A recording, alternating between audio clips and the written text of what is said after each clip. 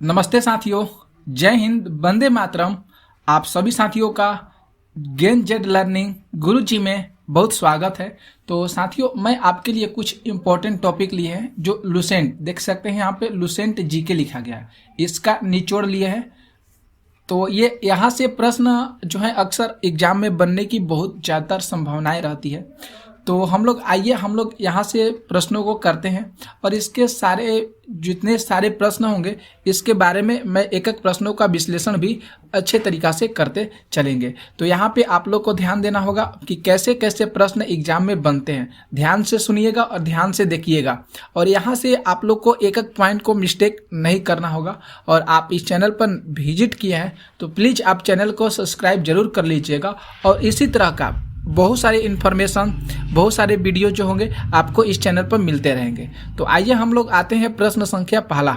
यहाँ पे देख सकते हैं वन जो प्रश्न कर रहा है कि पदार्थ के संवेग और वेग के अनुपात से कौन सी भौतिक राशि प्राप्त की जाती है। बहुत अच्छा प्रश्न है। वेग, त्वरण, द्रव्यमान और बल।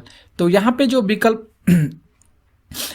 विकल्प सी हो रहा है ये विकल्प सही हो रहा है। द्रव्यमान जो है पदार्थ के संवेग और वेग के अनुपात से पूछा गया कौन सी भौतिक राशि पूछा गया है, कौन सी भौतिक राशि प्राप्त की जाती है, तो वह है द्रव्यमान। द्रव्यमान क्या है? एक भौतिक राशि है। ओके, इसके बाद आते हैं प्रश्न संख्या 2 पे। देखिए प्रश्न संख्या 2, यहाँ पे जो 2 नंबर प्रश्न कर रहे हैं कि शून्य में स्वतंत्र रूप से गिरने वाली वस्तुओं की क्या होती है। मतलब गति समान गति होती है कि समान वेग होता है, समान त्वरण होता है कि समान बल होता है। बहुत अच्छा ये भी प्रश्न है। तो शून्य में पूछा गया है, मतलब शून्य में स्वतंत्र रूप से गिरने वाली वस्तुओं का जो होता है यहाँ पे समान त्वरण होता है। तो यहाँ पे सी विकल्प जो है ये सही हो रहा है। समान त्वरण से कोई भी वस्तुएं जो होती है स्वतंत्र रूप से गिरती है। ओके, क्योंकि यहाँ पे जब कोई भी वस्तु स्वतंत्र रूप से गिर रही है तो इस पर गुरुत्वाकर्षण बल काम करता है। जब कोई भी वस्तु स्वतंत्र रूप से ऊपर से नीचे की ओर गिर रही है तो वहां पे गुरुत्वाकर्षण बल काम करता है। लेकिन कोई भी वस्तु किसी भी सतह पर अपना बल नहीं लगा रही है तो वस्तु का भार क्या होता है? वहां पे शून्य माना जाता है। कोई भी वस्तु किसी भी सतह पर अपना बल नहीं लगा रही है तो वहां पे उस वस्तु का जो भार होता है शून्य होता है। ठीक है, तो यहाँ पे जो ऑप्शन जो सी है यहाँ पे समान त्वरण जो होगा ये बिल्कुल सही होगा। आगे देखते हैं प्रश्न संख्या अगला आते हैं। देखिए यहाँ पे तीसरा जो प्रश्न कर है यहाँ पे कि एक लड़की झूले पर बैठी स्थिति में झूला झूल रही है। उस लड़की के खड़े हो जाने पर दोलनों का आवर्तकाल क्या होता है? कम हो जाता है कि अधिक हो जाएगा, कि लड़की की ऊंचाई पर निर्भर करेगा कि अपवर्तित रहेगा। बहुत अच्छा ये भी प्रश्न है। तो यहाँ पे जो होगा, अगर कोई लड़की है झूले पर बैठी है और झूला झूल रही है तो उस लड़की का अगर खड़ा हो जाती है तो उस दोलन का जो आवर्तकाल होता है वह कम हो जाएगा। यहाँ पे ए ऑप्शन जो है ये सही हो रहा है। यहाँ पे ए ऑप्शन है कम हो जाएगा, ये सही हो रहा है। जैसे हम लोग यहाँ पे बात करते हैं, जैसे आप लोग पढ़े होंगे लोलक की डोरी वाला, लोलक की अगर डोरी की लंबाई मान लेते हैं एल है, लोलक की डोरी की लंबाई मान लेते हैं एल है, और यहाँ पे जी गुरुत्वाकर्षण के कारण इसमें त्वरण हो रहा है। तो ये उसी तरह एक उदाहरण जो है ये भी है, और उस एक तरह उदाहरण जो था वह भी था। तो मतलब यही बात हुआ कि यहाँ पे जो अगर लड़की खड़ी हो जाती है तो उसका जो आवर्तकाल होता है वह क्या होता है? कम हो जाता है। आगे प्रश्नों को देखिए, प्रश्न संख्या 4। यहाँ पे जो 4 प्रश्न कर रहे हैं कि घूर्णन करती एक गोल मेज पर अचानक एक लड़का आकर बैठ जाता है, मेज के कोणीय वेग पर क्या प्रभाव पड़ेगा। बहुत अच्छा ये भी प्रश्न है। तो यहाँ पे दिया है कम हो जाएगा, बढ़ जाएगा, उतना ही रहेगा, कुछ नहीं कहा जा सकता है। तो यहाँ पे भी वही जो सिचुएशन अभी लड़की पर लगा है कि लड़की झूला झूल रही है, सेम कंडीशन जो होगा यहीं पर लागू होगा, कम हो जाएगा। ए विकल्प जो है यहाँ पे सही हो रहा है, क्योंकि मेज के कोणीय वेग पूछा गया है। मेज के कोणीय वेग पर क्या प्रभाव पड़ेगा, तो मेज का जो कोणीय वेग होगा वह क्या हो जाएगा? कम हो जाएगा। ए विकल्प यहाँ पे सही हो रहा है। आगे आते हैं प्रश्न संख्या 5 पे। तो यहाँ पे जो 5 प्रश्न देखिए, कह रहा है कि यदि किसी वस्तु का वेग दोगुना कर दिया जाए तो उसका संवेग क्या हो जाएगा, दोगुना हो जाता है। गतिज ऊर्जा 4 गुनी हो जाती है। उपर्युक्त दोनों सही है, इनमें से कोई नहीं है। तो यहाँ पे जो सी ऑप्शन नज़र जो आ रहा है ये जो है सही हो रहा है, क्योंकि यहाँ पे दोनों जो बातें लिखी गई है यहाँ पे दोनों सही हो रही है। क्योंकि यदि किसी भी वस्तु को या वस्तु के वेग को अगर हम दुगना करते हैं तो संवेग जो होता है ये दोगुना हो जाता है, संवेग जो होता है ये दुगना हो जाता है, और गतिज ऊर्जा जो होती है 4 गुनी हो जाती है। इस पॉइंट को आप लोग जरूर याद कीजिएगा कि किसी भी वस्तु का वेग अगर दुगना कर देते हैं तो संवेग दुगना हो जाएगा और गतिज ऊर्जा जो है 4 गुना हो जाएगा। ऑप्शन में कोई एक ही दिया रहे तो आप लोग उस चीज को जरूर ध्यान दीजिएगा। आगे आते हैं प्रश्न संख्या 6 पे। 6 यहाँ पे जो प्रश्न करे कि किसी पिंड के द्रव्यमान और भार में क्या अंतर होता है। कोई भी एक पिंड लेते हैं, एम पिंड लेते हैं, इसके द्रव्यमान और इसके भार में क्या अंतर आएगा। तो विकल्प ए कह रहा है कि द्रव्यमान जो है परिवर्तनीय होता है जबकि भार स्थिर रहता है। द्रव्यमान स्थिर रहता है जबकि भार परिवर्तनीय होता है। दोनों सत्य बातें हैं, यहाँ पे दोनों गलत है। तो 6 का जो विकल्प जो सही हो रहा है साथियों, ऑप्शन बी जो है ये सही हो रहा है, क्योंकि द्रव्यमान जो है स्थिर रहता है, द्रव्यमान में कोई भी परिवर्तन देखने को नहीं मिलता है, जबकि उसका जो भार होता है वह परिवर्तन हो जाता है, जबकि उसका भार जो है वह क्या हो जाता है, परिवर्तन हो जाता है। अगर मान लेते हैं एग्जाम्पल के तौर पर एक बात करते हैं कि अगर मान लेते हैं किसी ग्रह अथवा पिंड के गुरुत्वाकर्षण मान लेते हैं या किसी कारक पर निर्भर नहीं करता है। अगर कोई भी पिंड है, किसी ग्रह या पिंड के गुरुत्वाकर्षण वह किसी भी कारक पर निर्भर नहीं करता है। इसीलिए अगर बात की जाए कि किसी भी पिंड या किसी भी वस्तु के द्रव्यमान और भार में अंतर होता है, और द्रव्यमान जो होता है निश्चित होता है और भार क्या होता है, हमेशा चेंजिंग होता रहता है, हमेशा बदलता रहता है। तो ठीक जो है 6 प्रश्न का ऑप्शन जो है बी ऑप्शन सही हो रहा है। आगे आते हैं प्रश्न संख्या 7 को देखिए। यहाँ पे देखिए प्रश्न जो 7 है कि किसी भी स्थिर या गतिशील वस्तु की स्थिति और दिशा में तब तक कोई परिवर्तन नहीं होता जब तक उस पर कोई बाह्य बल सक्रिय न हो। यह जो है न्यूटन के कौन से नियम का पालन करता है।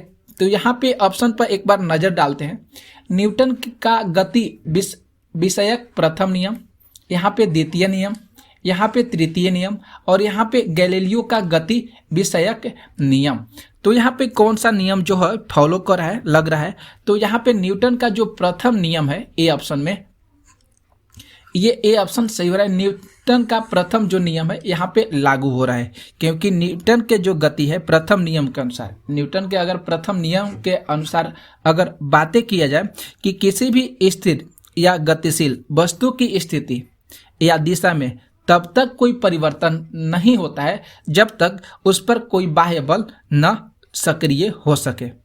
इसे लॉ ऑफ इनर्शिया भी कहा जाता है। तो यहाँ पे वही चीज बातें को स्पष्ट किया है कि किसी भी स्थिर या गतिशील वस्तु की स्थिति या दिशा में तब तक कोई परिवर्तन नहीं होता है जब तक कोई हम उस पर बाह्य बल सक्रिय न कर सके। यह न्यूटन के प्रथम गति नियम को प्रतिपादन करता है। ए विकल्प यहाँ पे सही हो रहा है। ऐसे ही प्रश्न हमारे एग्जाम में पूछे जाते हैं। 8 प्रश्नों को देखिए। कह रहा है कि किसी असंतुलित बल द्वारा किसी पिंड में उत्पन्न त्वरण क्या होता है। ब्रज के व्युत्क्रमणपाती होता है। बल के, यहाँ पे ब्रज नहीं होना चाहिए, यहाँ पे बल कर लीजिए। बल के व्युत्क्रमणपाती होता है, यहाँ पे अनुक्रमणपाती होता है। बल के प्रभाव से स्वतंत्र होता है, शून्य होता है। तो यहाँ पे अनुक्रमणपाती होता है। यहाँ पे बी ऑप्शन जो है यह सही हो रहा है। बल के अनुक्रमणपाती होता है। जो असंतुलित बल द्वारा किसी भी पिंड से उत्पन्न जो त्वरण होता है वह बल के अनुक्रमणपाती होता है।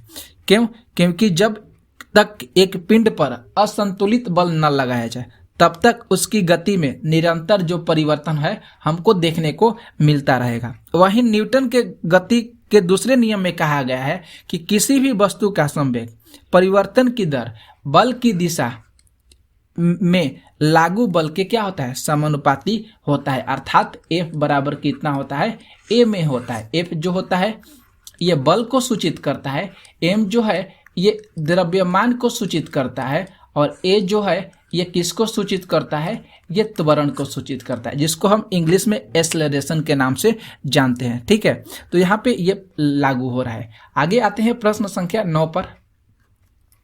देखिए प्रश्न 9 जो है कि न्यूटन के गति के तीसरे नियम के अनुसार क्रिया तथा प्रतिक्रिया से संबंध बताना है। तो हमेशा एक ही वस्तु पर लगे होने चाहिए बल, भिन्न भिन्न वस्तु पर लगे हो सकते हैं, हमेशा भिन्न भिन्न वस्तुओं पर लगे होने चाहिए।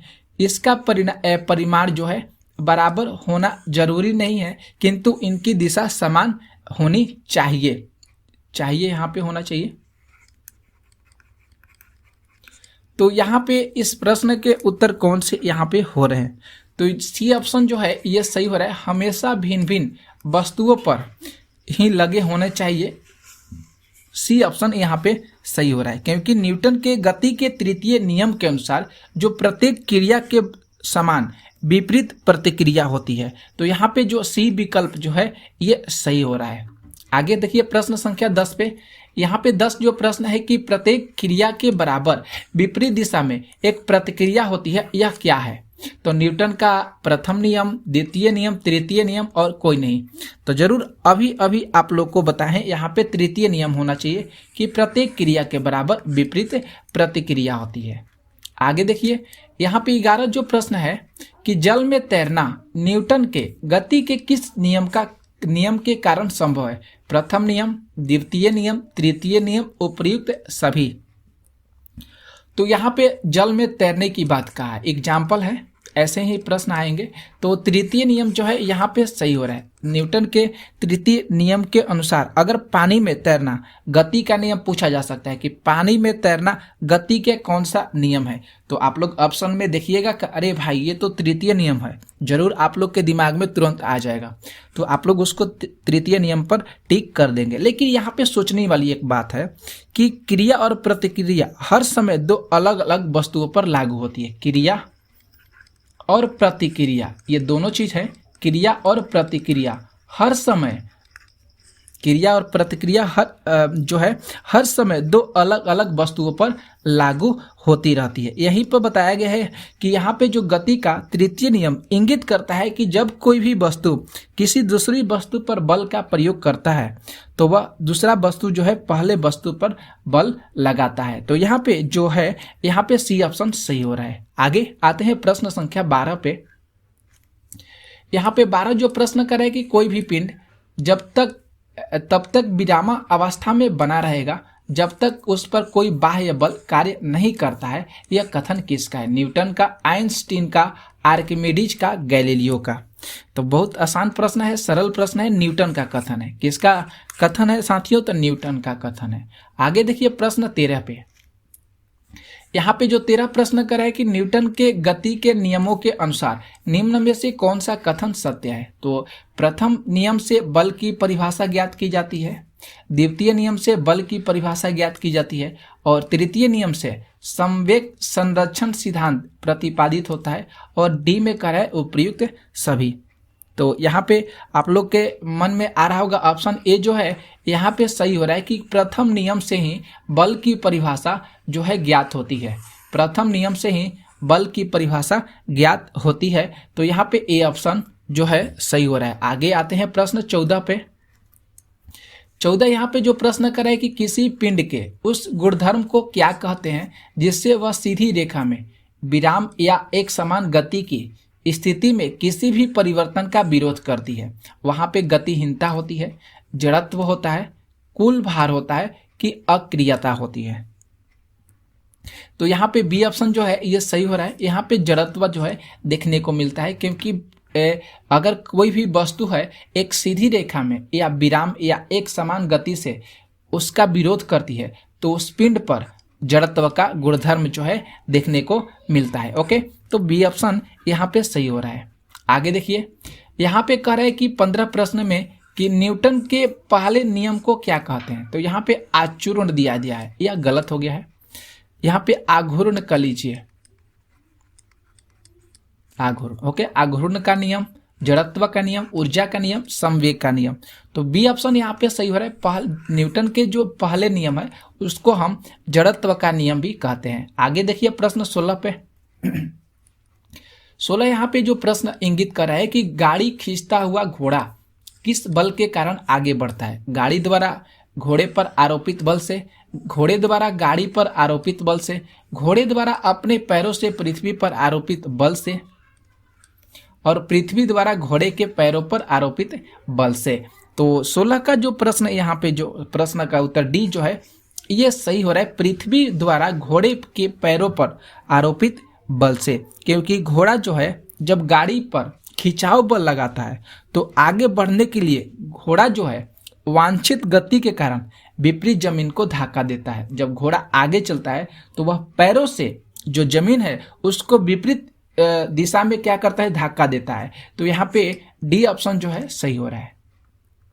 उसी तरह देखिए 17 प्रश्न पे आए हैं। 17 प्रश्न है कि चलती हुई बस जब अचानक ब्रेक लगाती है तो उसमें बैठे हुए यात्री आगे की दिशा में गिरते हैं। इसके किसके द्वारा समझाया गया है, मतलब कौन से नियम यहाँ पे लागू होता है। ऊर्जा का नियम, न्यूटन का पहला नियम, दूसरा नियम और तीसरा नियम लागू होता है।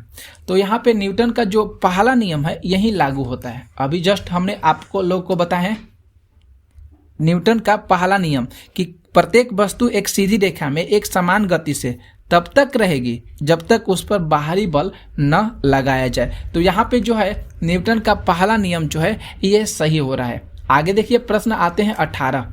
यहाँ पे 18 जो प्रश्न करे कि रॉकेट की कार्य प्रणाली किस पर आधारित होती है। बहुत अच्छा प्रश्न है। रॉकेट की कार्य प्रणाली किस पर लागू होती है। संवेग संरक्षण पर, संहति संरक्षण पर, ऊर्जा संरक्षण पर, कोणीय संवेग संरक्षण पर। बहुत अच्छा प्रश्न है ये 18 नंबर प्रश्न।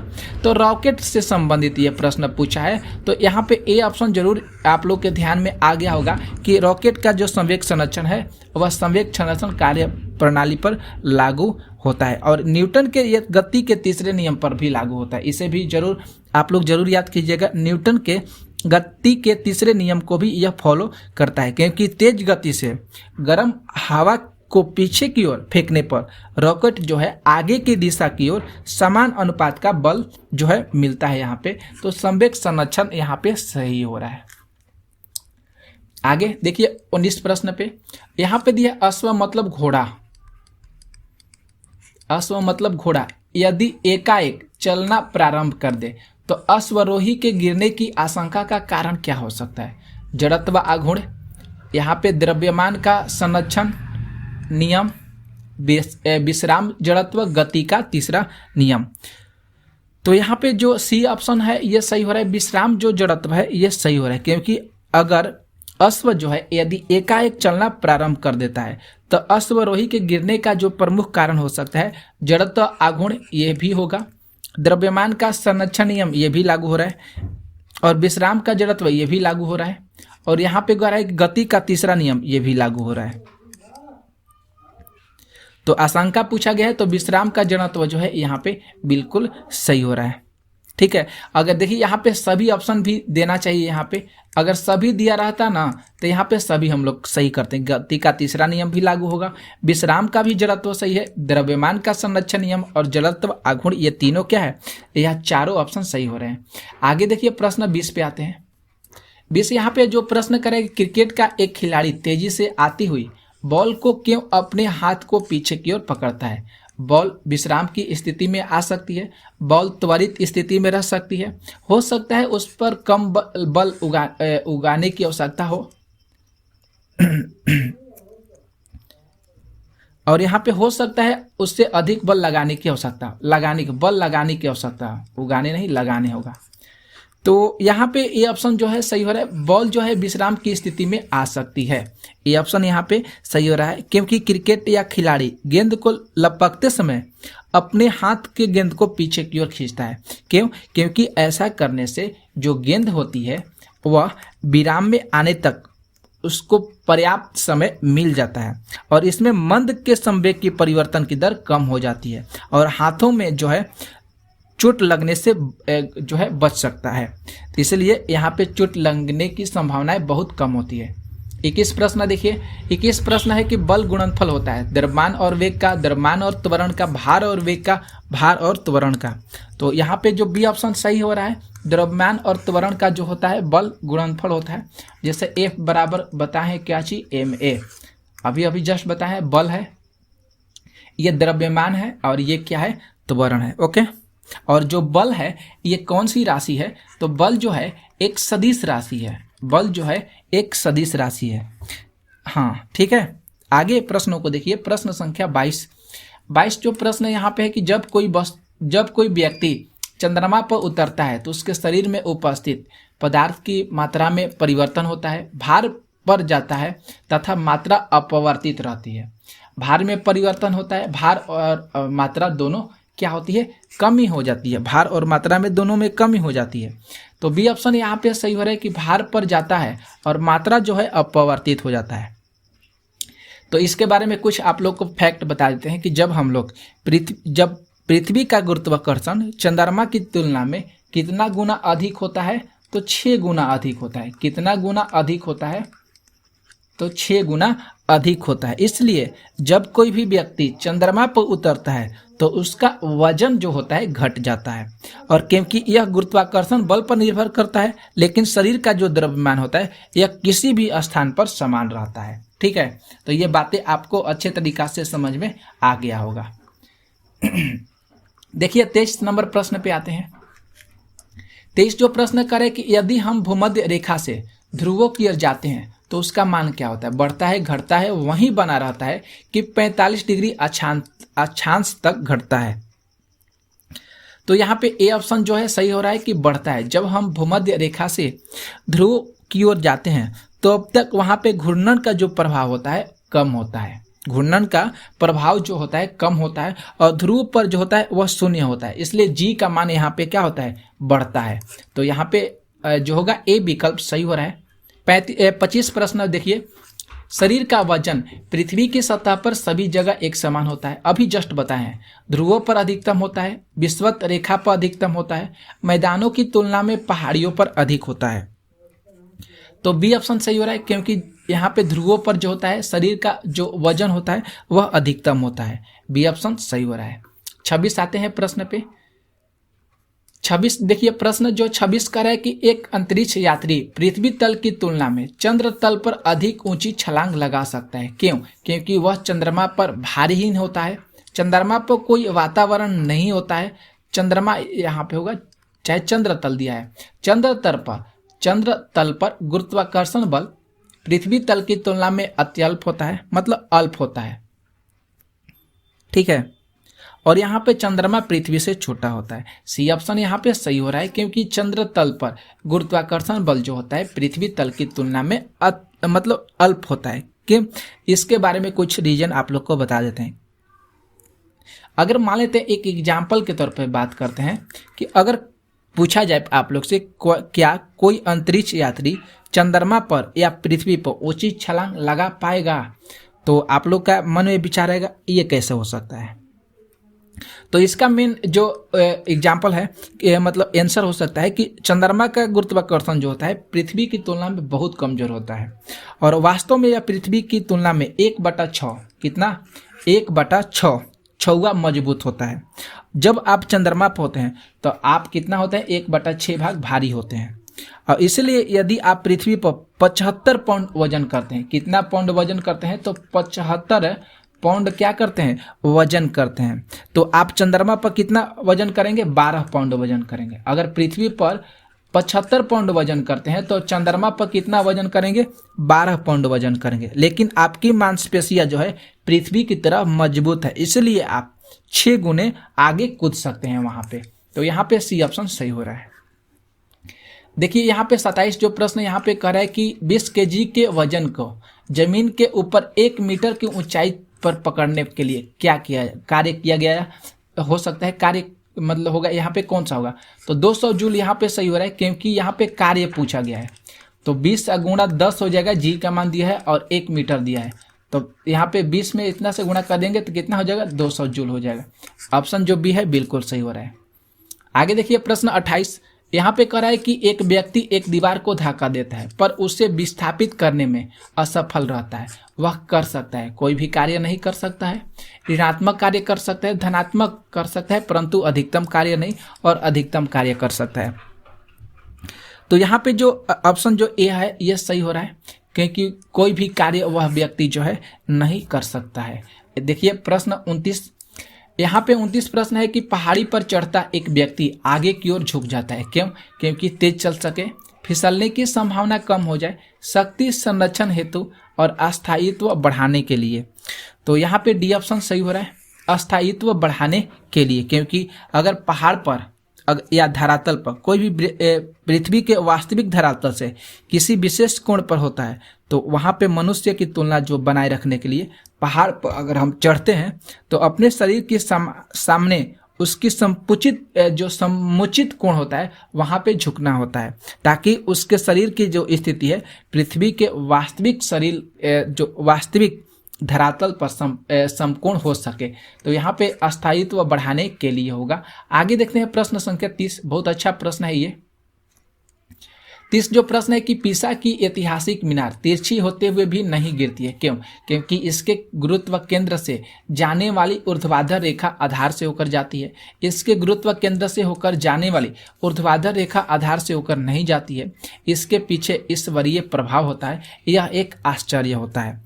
तो यहाँ पे ए ऑप्शन जो है सही हो रहा है, क्योंकि इसके गुरुत्व केंद्र से जाने वाली ऊर्ध्वाधर रेखा आधार से होकर जाती है। दरअसल अगर बात किया जाए कि इसकी वजह से मीनार की जो नींव पे डाली गई जो नरम मिट्टी है, तो वहाँ पे आप लोग को मालूम होगा कि इटली से पीसा के जो प्रसिद्ध मीनार है और जिसको हम लीनिंग टावर ऑफ पीसा कहते हैं, वह 1280 के बाद, कितना 1280 के बाद कई शक्तिशाली भूकंप से झेला था, लेकिन उसके बावजूद वह खड़ी हुई है। वह जो है बहुत सारा भूकंप आया लेकिन उस चीज को पीसा का जो मीनार था कुछ वहां पे नहीं हुआ। अब इस रहस्य का पर्दा उठ गया था, क्योंकि इसकी वजह पर मीनार की नींव में डाली गई कौन सी मिट्टी थी? तो नरम मिट्टी थी। कौन सी मिट्टी थी? तो नरम मिट्टी थी। ओके, तो आज की क्लास में हम लोग 30 प्रश्नों को लिए थे। तो आप बताइए जरूर कमेंट करके आपको आज की क्लास कैसा लगा, क्योंकि ऐसे ही सारे मैं आपको प्रश्नों को कराऊंगा और आप इस चैनल पर विजिट किए हैं तो जरूर आप लोग लाइक कर दीजिएगा और इस चैनल को सब्सक्राइब जरूर कर लीजिएगा। तो आज की क्लास हम लोग यहीं पर समाप्त करते हैं। आप सभी साथियों को जय हिंद, जय भारत, थैंक यू।